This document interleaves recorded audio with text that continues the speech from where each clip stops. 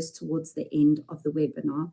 Please, as always, we be respectful in the comments and interactions, and please make sure that your cameras are turned off just so that the feed is fair for everybody and that nobody is kicked off of the webinar today. So as always, if you're not, please make sure to join the Southern African Geography Teachers Association and become a member. There truly are many, many phenomenal benefits with regards to being a sector member. And one of those phenomenal benefits is PrepShare. And I'm sure for all of the teachers out there, especially coming towards the end of term 1, you know exactly what is coming up. And those are those examinations that are lingering around the corner. And I don't know about you, but I think this holiday I might just start setting some exams. And with that, it's always wonderful to have the opportunity to log on to PrepShare, get a bit of inspiration, look at what other teachers are doing. And by going on to PrepShare, it's a bit of personal development as well. You can see different questions from different schools, get a bit of interest, get some different sources from different tests or cycle test usage. And really, it is a phenomenal community. It is not something that you can buy. It is unfortunately something that if you contribute to it, you have access to it. So we really do encourage you to join PrepShare. Secondly, we are very excited and working behind the scenes for our sector conference for 2026 this year. So just a reminder with regards to the dates, it is Friday the 26th of June, and we are very excited. Bianca is very, very busy behind the scenes, and this is just a little bit of a hint of what you can expect. So on Friday night, we're expecting an academic conference, and in the afternoon and evening, a cocktail networking party. With Saturday, the 27th of June, we are looking at doing a fieldwork activity. We are unfortunately limiting this because of the supplier, but we're looking at a Rosebank Urban Renewal walking tour, as well as a Red Bus tour. So information with regards to our conference for 2026 shared in the coming days. But, just a reminder, just to keep an eye out on your emails, or if you have some amazing friends, please share the information with them. It would really be wonderful if we could have a great attendance at the 2026 conference. And I do know some of the speakers that are perhaps going to be presenting, and all I can say is, wow, you need to make sure that you are signed up for this year's conference. But without that, we are now going to move on. I'm just going to introduce our guest speaker for today. We are very, very, very fortunate today to be hosting Dr. Pete Lewis Grintling, who has a PhD in natural science with geography, wetland hydrology. And he has got 30 years experience in wetland research, rehabilitation, protection, training, and wise use. He was seconded to the Environmental Management Introspective in September 2019. And before that, for 3 years, he managed the implementation of projects within Working for Wetlands program, part of the Department of Environmental Affairs. During this time, as well as years leading up to this, he provided technical support and expert advice to the EMI, particularly in the area of wetlands. Not only does Pete Lewis have an interest in wetlands, but also in the communities depending on officials serving them. As such, he is also the member of the South African Wetland Society, has initiated various training courses in wetland management and rehabilitation, and he currently hosts this through the University of the Free State. He uses this to build the capacity of individuals from a variety of backgrounds, both in the public and private sector. He is also very busy, as I'm sure you've noticed, mentoring individuals as a volunteer after formal training remains one of his passions. He builds on the capacity of individuals on national, provincial, and local government levels to be proficient in understanding wetlands, which is a great priority to him. His dedication in wetland rehabilitation and capacity building earned him the South African Bay Billy Award at the 2002 National Wetland Action Group Conference, also known as the National Wetland Indaba. He was nominated for the 2013 and 2024 Stewardship National Wetland Award, the 2024 Science and Research Award, and was the recipient of the Education and Skills Development National Wetland Award in 2019 for his contribution in wetland training and his capacity building. Expanding on his knowledge in wetland training is also very important to him in managing this for the proper usage in future generations. And Piet Louws is therefore very involved in various research projects in collaboration with various South African and foreign universities. Therefore, he has also published and co-authored several scientific papers and presented at both national and international conferences. Wow, what an amazing person to have with us. And lastly, he utilizes scientific rigor and networks in providing the technical supports needed, and as well as opinions and studies. And lastly, he was appointed to the EMI on the 1st of December 2020. So, to all our geographers that are with us today, it is true to say that we have an amazing host with us and who is going to share some incredible information with us today. So we welcome him to SAGTA, and I'm sure everybody's very excited to learn about wetlands and peatlands today. So without further ado, you're welcome to share your screen, and welcome Dr. Grundling to the SAGTA team. Thank you, everybody. And thank you for the teachers in all those years who instilled the love of geography into me. I'm in a geography family. My daughter is also involved in geomorphology, and my wife in wetlands. And so we are a family of geographers and geomorphologists. So thank you for the opportunity. It's one of my passions to share information on wetlands. So let me see if I can get this right.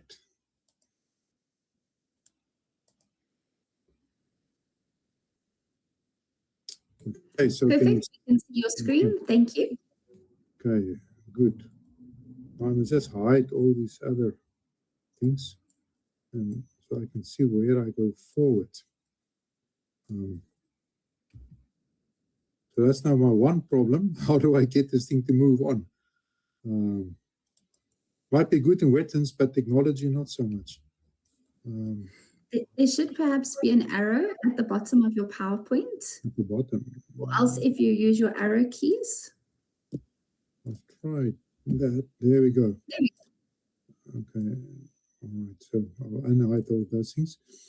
So I'm part of the International Mine Conservation Group. It's a group of international specialists that is a volunteer group, and they fight for the conservation of peatlands globally.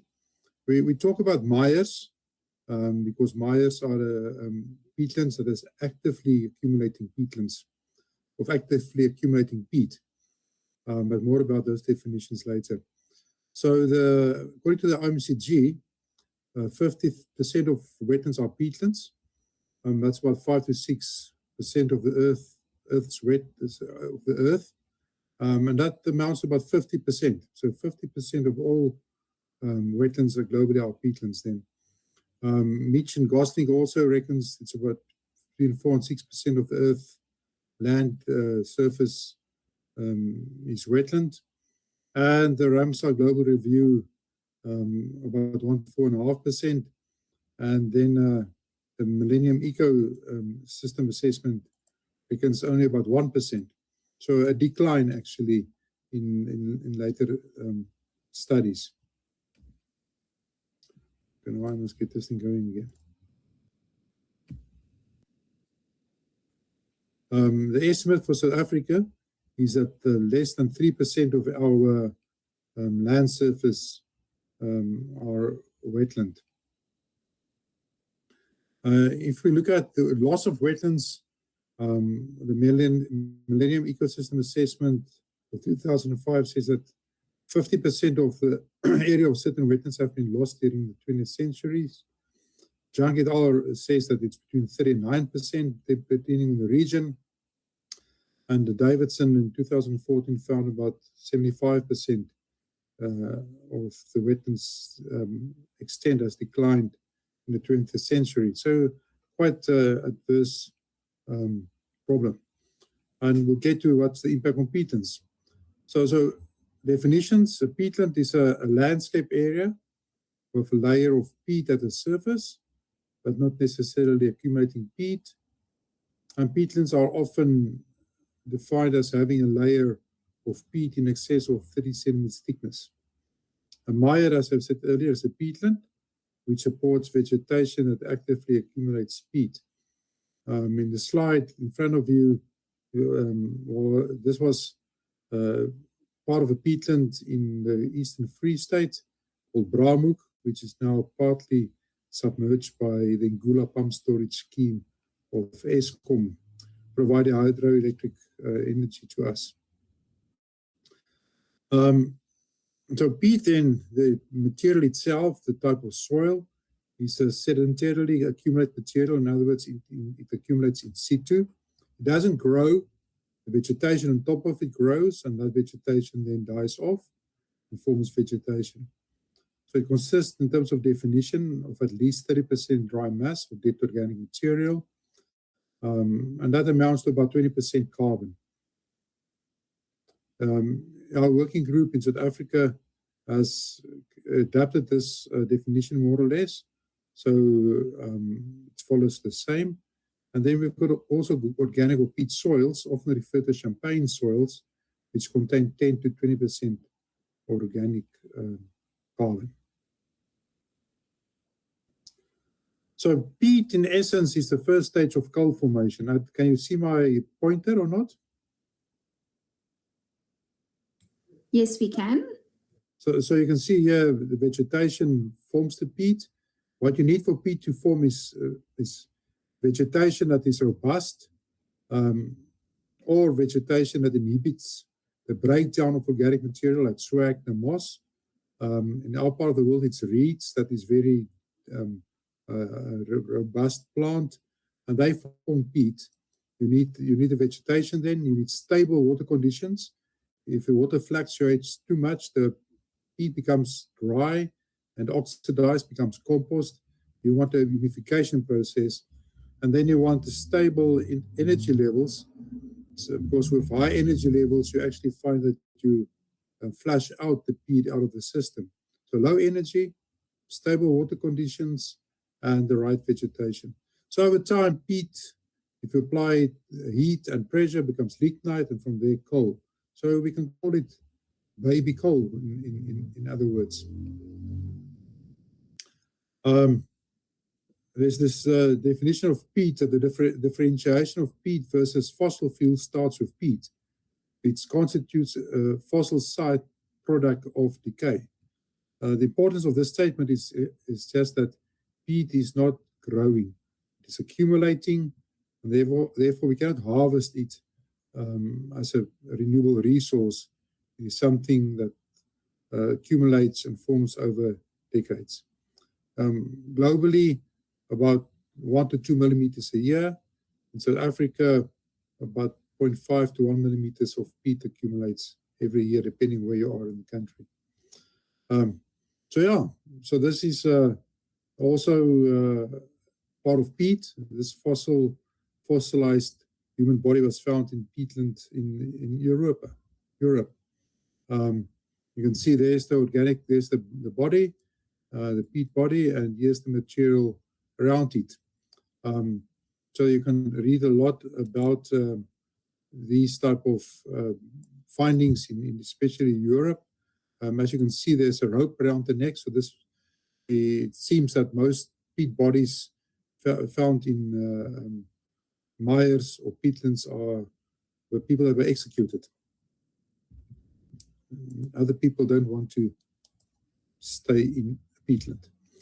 So in living peatlands or mires, the production of the material, the organic material, exceeds the decay, and therefore peat accumulates, and thus we've got a positive carbon balance.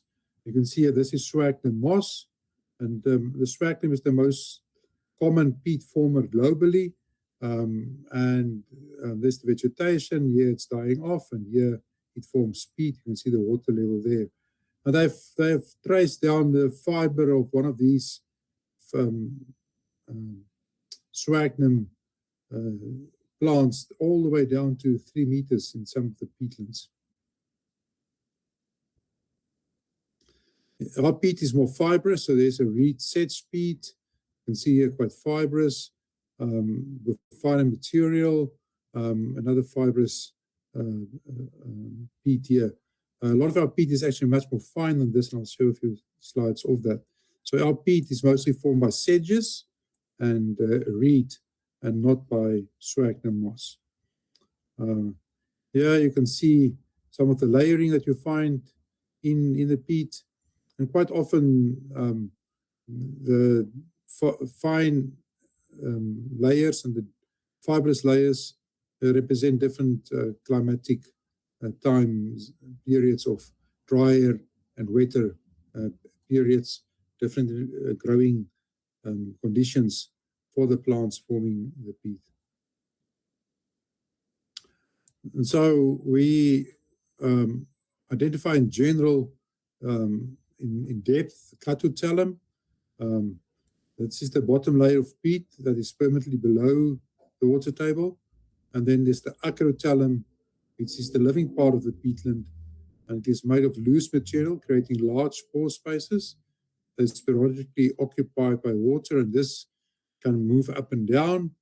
And so there are two distinct soil layers that control the hydrological regime in peatlands. Very fibrous here, water flowing through here, where the catotellum is much finer, keeps water, but doesn't release it fast and doesn't permit transport of water through. It's very slow. So a low hydraulic conductivity in the catotellum, and a more higher conductivity, lower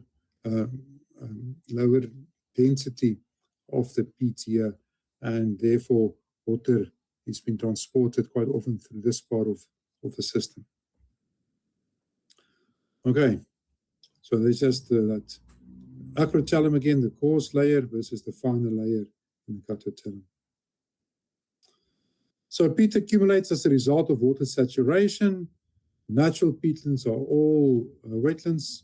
And you can just look at these.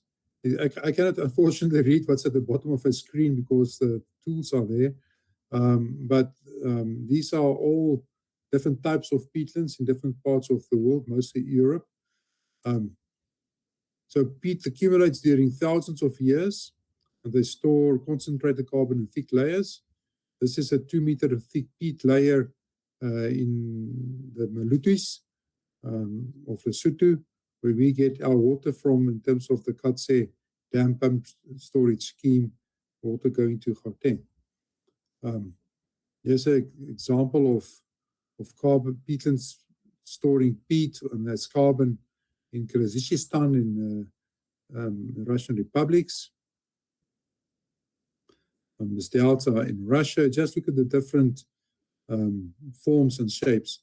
So peatland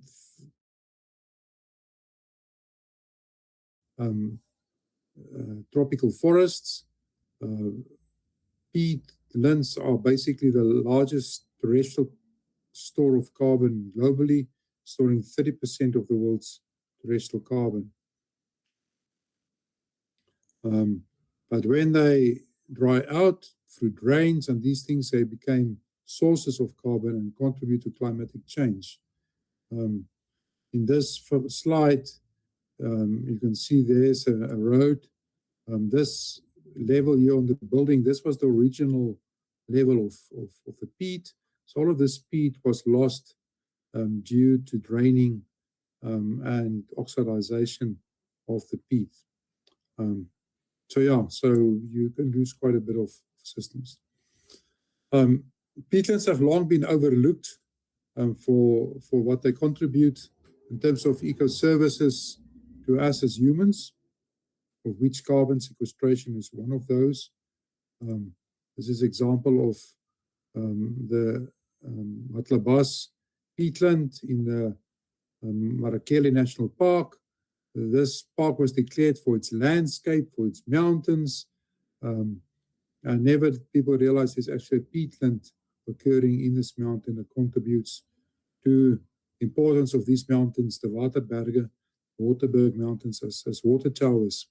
And so we call this the Cinderella effect in the International Wildlife Conservation Group, where people didn't realize the importance of these systems globally until recently. So in 1996, we realized people don't know what is occurring where globally, and people thought in Africa, for instance, there's no peat, whilst we have got these gardens taking in Kenya, associated with the big lakes. So peat is found over a lot of these countries across the world, mainly dominated in the temperate, cooler northern hemisphere and in the tropics. Until about 10, 15 years ago, the largest peatland in the world was found in Siberia, 6 million hectares in size. But that is surpassed by the Congo River. So in the Congo River, they discovered peatland of 15 million hectares. That is 8 times the size of Kruger National Park. So incredible system that is in the area. So peatlands are everywhere. They occur in every landscape form and different types of landscapes. If they need rainwater, but if there's no rain, then groundwater can play an important role, such as in our country. So they go from the tundra to the tropics, such as this photo of Indonesia, I think. And this in Argentina, Terra del Fuego. I had the privilege of walking over this beautiful peatland. The red is coming from the sphagnum moss. So from mountains to the sea, peatlands can occur everywhere in the world. To arid Africa regions such as South Africa. So while they occupy only 3% of the world's land area, they carry a lot of the carbon of it. So this Cinderella effect was highlighted to the Ramsar Convention in 1996 in Brisbane. That is when the Ramsar Convention is the convention on the conservation of wetlands that was signed in 1971 in the town of Ramsar in Iran. South Africa was the 5th country to ratify that convention in 1975. It was one of the first environmental-based conventions. And in 1996, my colleagues were able to tell the international gathering that only 15% of the wetlands that is on the Ramsar list as important sites are peatlands, 15, whilst 50% of all wetlands are peatland. And that's when I became involved in peatlands, because there was this drive then globally to start looking for peatlands. And in 1998, I joined that drive to find out more about peatlands, and specifically in Southern Africa. So what about Africa? So our database is extremely poor. The country that has got the best knowledge of the peatlands is South Africa, which I'm proud of to be part of that part. So 3% of Africa's surface could be peatland, we think, with 2% of the peat carbon. But since we've discovered, or the world has discovered, this big Congo peatlands, this picture probably will change drastically. There's a big drive now to try and map the peatlands and discover and map the peatlands of Africa. You can just see here that there's not a lot.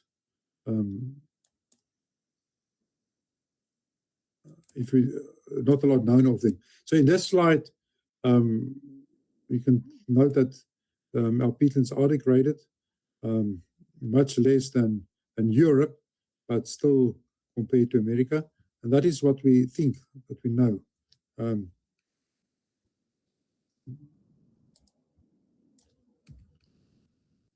Countries with the most peatlands in Africa is Sudan and the Congo. Sudan because of the soot. It's a huge wetland system. The Congo probably will even have been more peatlands now. So you see, South Africa is not not listed here because our peatlands are much smaller than what we have in these countries. We estimate, my estimation is that we've got about less than 300 square kilometers, perhaps in the order of 30,000 hectares only. So much less than the world, but we've got some unique systems that people take note. So just some examples of peatlands in Africa, the Ruaha River in Tanzania. So these are countries with no peatlands in Africa that we think, but sometimes we even discover on these places peatlands. Okay, so there's some more photos. Uganda. The peatlands in Africa are threatened mostly by agriculture, deforestation, because with deforestation, there's quite often a lot of sediment moving into these systems and filling them up with sediment. Water management is a big issue. People are pumping water from these systems or from groundwater which feeds these systems, and that becomes a problem. Mining of catchments, mining of catchment scale, mining into peatlands, and then the mining of peat itself, or as we say, extraction. In South Africa, we managed to stop that in 2011, but places like Burundi and I've got the country that are just north of Burundi, they are all mining peat at the moment for energy purposes. So fuel is a big issue in Africa, and peatlands will be under pressure from that. Rwanda was the country I was looking for.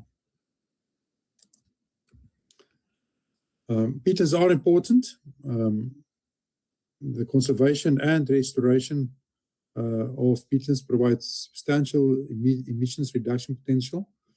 If we think about climatic change, and there's many additional benefits. Water, they store 10% of the world's fresh water. We've got enough evidence from work done in South Africa to know that peatlands actually in our country they form in valleys, and where they build up in a valley setting, they actually contribute also to groundwater rise in the adjacent slopes. They change, have impact on your climates around where they occur. They slow energy down, and so they prevent erosion. They contribute to water storage, flood attenuation, biodiversity. They are associated with all the functions that we know wetlands fulfill, but climate type. They provide even more and better eco-services when it comes to these things these benefits that we want from wetlands.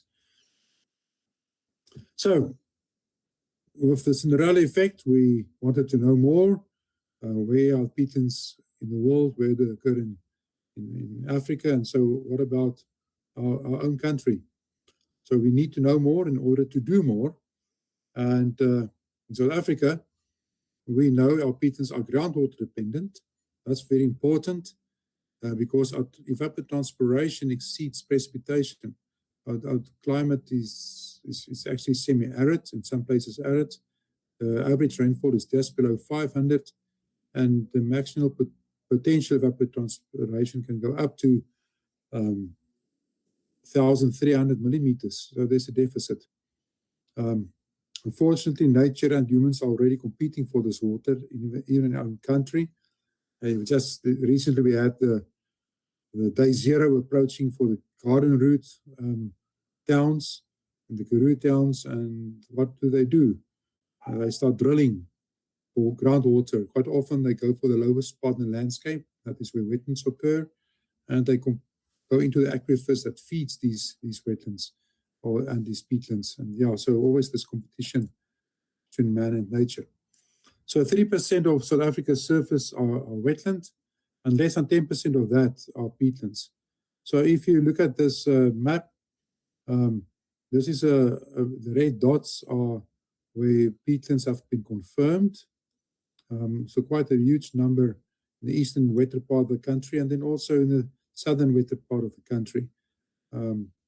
These ecoregions are based on the Water Affairs ecoregions, and so here in the Maputoland ecoregion, 50% of all our peatlands occur in this area on the Indian seaboard. We know quite a bit of how much occurs here in the Highveld areas. These ones here in the northern part of the Limpopo are all related to hot springs, fountains. And then the Cape Fold Mountain is an area here in the south that hosts a lot of peatlands, especially the palmite or Plinonium serratum. This is endemic plant occurring only in South Africa. So we actually got an endemic peatland type that only occurs in the Western Cape, Eastern Cape, and four of them occurring in southern KZN. So yeah, so our systems can be quite unique, and a bit more about it. But our peatland suffers from the same pressures than on our wetlands, and based on the 2018 National Biodiversity Assessment of SANBI, we know that 67% of our rivers and wetlands are degraded, especially lowland rivers. That's where peatlands occur. Floodplains, valley bottom wetlands, once again, where peatlands occur, are most threatened. Approximately 99% of our estuarine areas, and that's our estuarine peatlands, are threatened. 88% of wetland area that is threatened. In 2011, the same study found 48%. Now it is 88%. So we are going backwards when it comes to conserving our wetlands and thus our peatlands. So it's a big area of concern. And less than 2% of the extent of wetlands are in well-protected category. So we really need people with knowledge to fight for these systems. The South African peatland database recorded 635 peatland observations, which reflect a carbon storage of about 30 million tons. They have mapped in this study 121,000 hectares of peatlands, which is much more than I would say we have got based on my work. But I was part of the study is that the GIS people don't do ground truthing, so they think they see peatland. So I'm a bit skeptical about this number. But anyway, important here is that forested peatlands, so swamp forests, occupy about 10% of this number. So swamp forests are probably the rarest, most wetland type we've got in the country. Based on these figures, 74% of these wetlands have got partial protection, mainly because of the Isimangaliso Wetland Park, where a lot of peatlands occur. So cumulative anthropogenic pressures have resulted in an increase in the number of peat fires that we see in the country. And peat fires happens because peat dries out. So with 49 peatland sites having burned in the past 5 years, this was in 2019, compared to 23 in the 24-year period. So from about 1998 to about 2015, 23 peatlands burned, and after that, in the space of 5 years, 49. Partly because 2016 we had a big peat drought in the country, a decadal drought, and a lot of these systems came under pressure. So 280,000 tons of peat lost, or carbon lost due to peat fires. So those were released into the atmosphere. Our peatlands are not recent, they formed over time. And we have got peatlands here. So here on the left axis, we've got the number of peatland formations, initiations, and the dates here from 45,000 years to 1,000 years. So this is in the late Pleistocene, the last glacial maximum here around 20,000 years. And you find that most of our peatlands occurred or started to form at 7,000 years and younger. but we've got peatlands going back to 45,000 years.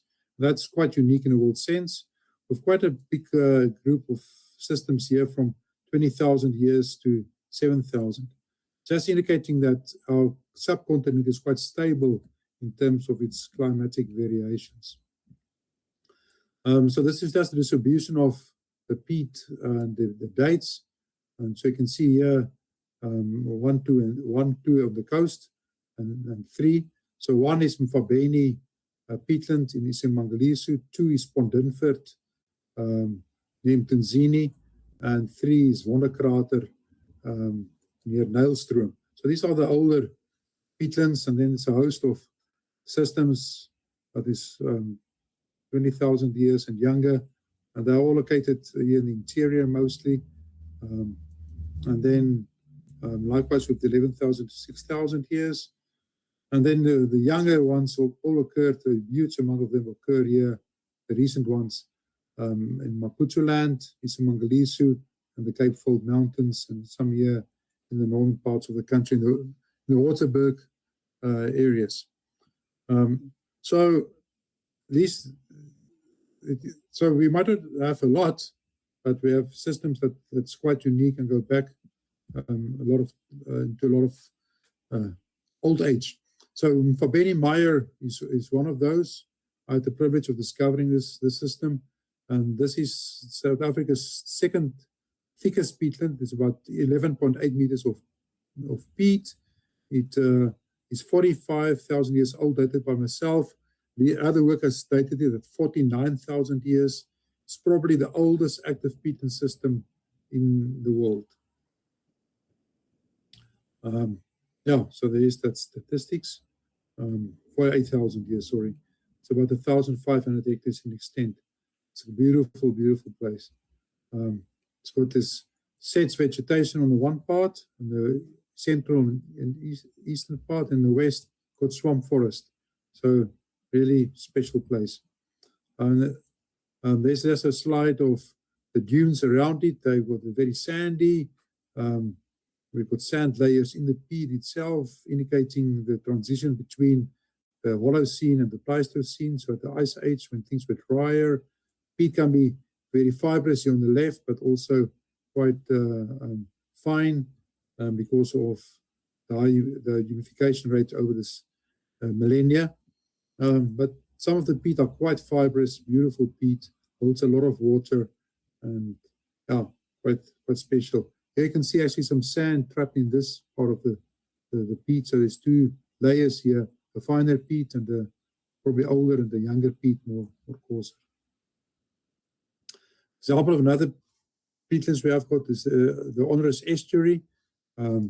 This received a lot of peat from the Onrus River through erosion a couple of years ago, unfortunately, but the estuary has got its own peat in these reed beds. There you can see some sand from recent erosion events up in the catchment. But peat in our country is formed mostly by this Phragmites reeds, and that's an important peat former. You can see the Phragmites in the profile. There's an auger with the peat, and there's this example of that. And this is the Verlorenvlei estuary in the west coast, and even there you can see the reed fragments. So the peat indicates stable, low energy environments, and with reed as the main vegetation in most of our systems. Also with Carex systems and Clarium riscus, which is sawgrass, forming those peat deposits. And you can just see another layer going from coarse peat into finer peat, and then in the bottom into the mineral soil, clay and sand. So the peat here is an excellent sponge and stores a lot of water, not only carbon. So our pressures on peatlands include groundwater lowering. Because of that, we get desiccation. Why? Because of ground flow interruption that results in desiccation. And that is mainly because of over-abstraction of groundwater, either by pumping it out or by plantations such as eucalyptus and pine, but especially eucalyptus around wetlands, preventing infiltration into the soil and at the same time pumping out water. So plantations is a big problem, but groundwater lowering due to groundwater pumping, and then also preventing water from entering wetlands from streams entering it. So that's also a big problem. Cultivation on peatlands contribute to its desiccation because quite often if you want to cultivate, you must drain the peat, and that can result in dry peat, desiccation, and fires. Forestry, as I've indicated, not only on the peat itself, but around in the catchment. Likewise with mining, dams flooding out peatlands globally because peatlands are so wet. You find that dams are a big threat, especially hydroelectric systems. So how sustainable are they really, these hydroelectric power plants? And then infrastructure, road crossings, bridges, they can all lead to concentration of flow, and that erodes peat, especially drier peat erodes quite easily. So here's an example of forestry, Maputo land, right on the edge of the peatland, no buffer, and there's cultivation in the peat itself. Old, very new gardens there, and then old gardens here that drains the peat. So this peatland is suffering from forestry and from cultivation on top of it. There's some slides of the cultivation where that results in the lowering of the groundwater table in the peat, and then the peat oxidizing. You can see the white sand coming through. Farming practices, especially in the dolomitic karst landscapes, are very detrimental. These guys pump a lot of water, and a lot of these are illegal, are not managed by my sister department. I will not mention the department, and therefore groundwater lowering is taking place. And quite in this case, you've also got mining taking place of calcium carbonate, calc, and they are also pumping out these dolomitic aquifers that feeds the system. Erosion, you can see erosion of this is a palmite system, Prunonium serratum. Palmite looks like a cross between a palm and a reed, and they occupy a lot of valley bottoms in the Cape Fold Mountains, and they are very susceptible to erosion. Usually, before they can dry out and burn, they dry out and erode, and we lose a lot of water storage capacity and carbon with these systems. You can just see this deep gully that's forming in this peatland. And this one formed because the farmer built a road across just higher up. He wanted to sell part of his land, and the Englishman from Britain didn't want to walk across. They had to drive him across, and that exercise caused this erosion to happen. Peat fires is very detrimental. They burn the peat. They also release all of these gases and smoke. And luckily now we've got this tool that has been designed by Working on Fire that can help us to saturate the soil and stop these fires from happening. Very, very good method of stopping peat fires. But it doesn't help you stop the peat fire and you don't sort out the cause. In this case, this peatland, we stopped the fire, but the trees were not all removed. The dam higher up still stopped water from flowing into the system, and eventually the peat dried out and didn't burn, but eroded out the Onrus River. Big problem. You can see this very degraded landscape was susceptible to erosion after the fire. Mining is a problem. A lot of our in the Highveld areas of Gauteng, you've got either acid mine drainage coming from the gold mines or from coal mines. In this case, there was a peat dome, artesian spring mire, we would call it. And as the acid mine drainage water, so rich in iron and manganese, were coming to the surface. It would flow over the dome, killed the vegetation, and encrusted this whole thing in an iron layer. Peat extraction was a problem in the country. Luckily, that has been stopped. But it's always a threat. People want to make a quick buck and we go into these systems and excavate the peat under various guises.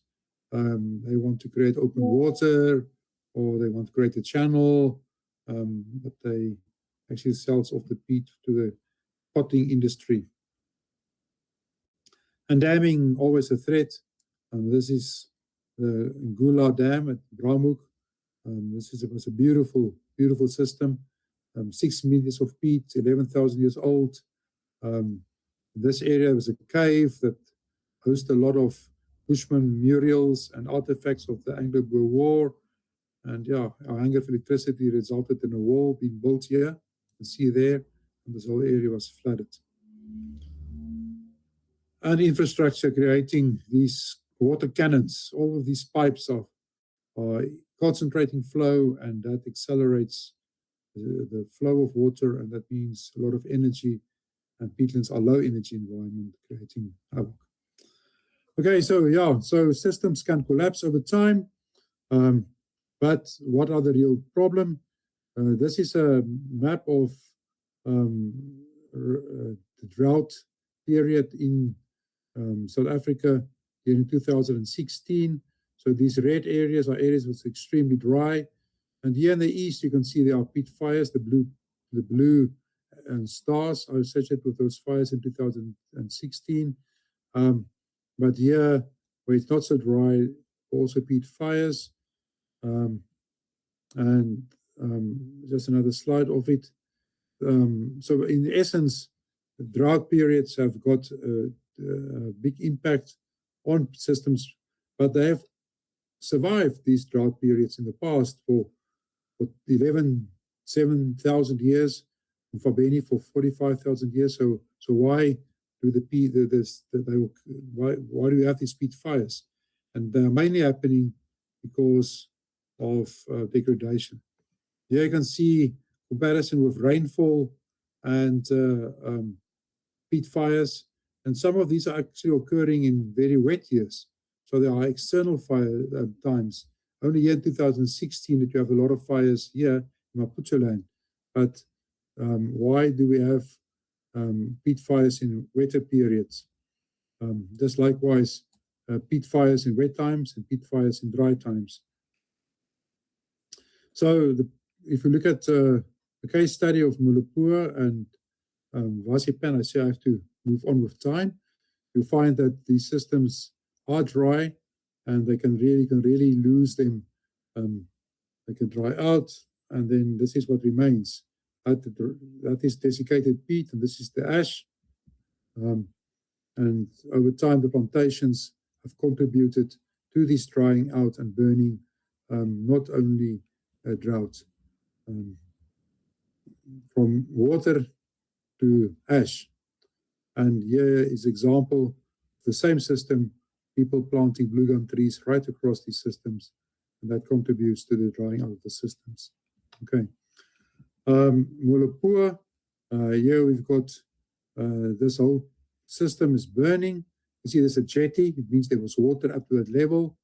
There's a friend of mine, Eric Mutsetsi, because he's sampling, see what's left of the peat, the thing is burning behind him, and look there, deep water, entrance to the water on own risk. So there was 1.5 meters deep water here, and now it's gone. Why? Because Water Affairs have put a weir upstream and taking all the water out of the system to Mafikeng. Okay. Yeah, it's recovering, vegetation coming back. After a good rainfall here, there's water. And this is how it looks now at the moment. People have got floating rafts there. There's water. Why? Because we had 3-4 years very good rain. But as soon as the rain stops and people extracts more water, then these systems suffer again. I'm giving a talk to them actually next on Friday. So can we soften the impact? That's the question. What can we do? Conservation, restoration, wise use of peatlands are essential and very cost-effective measures for long-term climatic change, mitigation and adaptation, as well as biodiversity. centers, so we need to look after them. Should we care? Should we just give up? Well, we still have more than before. We still have got all of these beautiful systems still in place, and we should look after them. They are unique, and they deserve our attention. So yeah, in conclusion, we need to find out more, do more research, train more people, create more awareness, because then we can make a difference in the conservation of these systems. Join the IMCG, it's for free. Thank you. Thank you very much. Wow, I think that was incredibly informative. I don't know about everybody else, but I definitely learned more than I thought I would. I just had one question just before we go on to the comments. You mentioned somewhere along the line that some of the peatlands had burnt down. And I was just wondering, how long does it then take from it being burnt down to getting to a state where it's in a healthy condition? How long roughly would that take? Well, peatlands are very forgiving. Wetlands are very forgiving. Okay. So from here to there is in 2-3 seasons. Oh, wow. If there's water, then we go to that in a couple of 2016 to 2026, 10 years later. That's amazing. But can we keep this water level stable? And if water affairs does not police the abstraction of water, this will go that way again. Yeah, no, 100%. The wetlands respond very quickly, but the peat accumulates in that area at about 0.5 millimeters a year. So the peat profile, we're not going to go back. We're not going to get the peat profile back in our lifetime. So we can restore them back to functioning wetlands, but not necessarily to peatlands again. Okay, that makes sense. I understand. Thank you. So I'm just quickly going to the chat. So I see Natasha said, please explain what the main threats are to peatland areas. Yeah, so for the water abstraction is a big one. They are competing with us with water, and I think they will lose, unfortunately. So I would say water abstraction, that's the biggest threat. Then erosion. Erosion for whatever reason, mainly because they are dry, they become friable, and then off they start. Sorry, my dogs are barking. It's all right. Okay, then we've got Sela here says, my name is Dudu. I'm staying in the south coast of the KZN region. I have not seen any peatland in the coast. May I know where about the south coast is the peatland located? So Trafalgar. So the most, when I did my work, the most preserved wetlands was in Trafalgar, on the south coast. Oops. There we go. Yeah, so I think there Trafalgar and Msimvubu, and there's probably a few systems here that we are not aware of that people have been looking in lately around Kokstad. But yeah, they are examples. Thank you. And then Sibukazi says, thank you for a wonderful presentation. Please may I ask, to what extent is peatland degradation reversible, and what conditions are necessary to restore their function or ecosystem services that they provide? Hydrology. We have to create a stable hydrological platform again. So if there's any erosion, deactivate the erosion, and or deactivate the draining, the drains, and in the same process lift up the water table, create a stable inundation level, and with that you'll get revegetation going, and with that the peat forming processes will start again. Thank you very much. Is there anybody else that would like to turn their microphone on and ask any questions?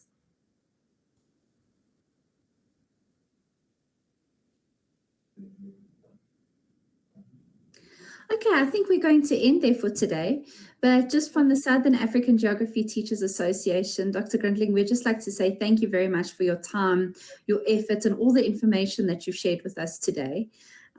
I think we are so incredibly lucky. I don't know about everybody else today, but I have a lot of questions that I plan on now putting into my cycle tests and also including for my students. And then obviously looking at some nice MapWork questions that can link to this section. So thank you very much. We really, really appreciate your time. And I know you are part of the Southern African, I think it's the Youth Geomorphologists. But I know that some teachers would like to get involved, would like to have their students participate in some of your cleanups and some of the days that you do promote.